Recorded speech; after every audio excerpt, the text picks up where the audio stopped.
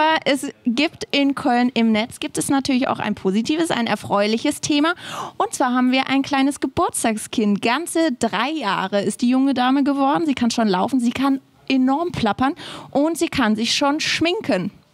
Wunderkind. Ja. Die Rede ist von Dagi B, die YouTuberin. Die ist jetzt mittlerweile seit 3 Jahren tätig bei YouTube und hat über 2 Millionen Fans. Also herzlichen Glückwunsch, Dagi B. Wahnsinn. Ist auf jeden Fall eine große Nummer, was die Kölner YouTube-Szene auf jeden Fall angeht. Mit ihren Schminktutorials und so. Ich muss zugeben, ich gucke selbst Schminktutorials. Ich finde es als Mädchen wichtig. Auch, du lernst einfach so grundlegende Sachen, die dir vielleicht vorher auch keiner sagt, die dir auch deine Mutter nicht sagt. Ne? Und deswegen bin ich da ein Fan von.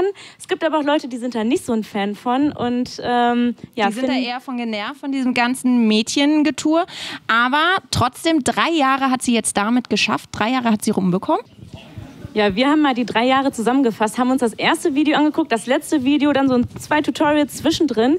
Und, sie ist mit der Zeit echt hübscher geworden, muss man sagen. Sie ist wirklich hübscher geworden, da sind wir uns total einig. Das Netz, ja, entweder man liebt sie oder man hasst sie. Ich meine, YouTube-Stars sind jetzt gerade nicht mehr wegzudenken. Die gehen völlig durch die Decke. Es gibt Leute, die haben halt die Schnauze voll davon, die sagen, ey, Dagi, hör zu, ne? Reicht langsam.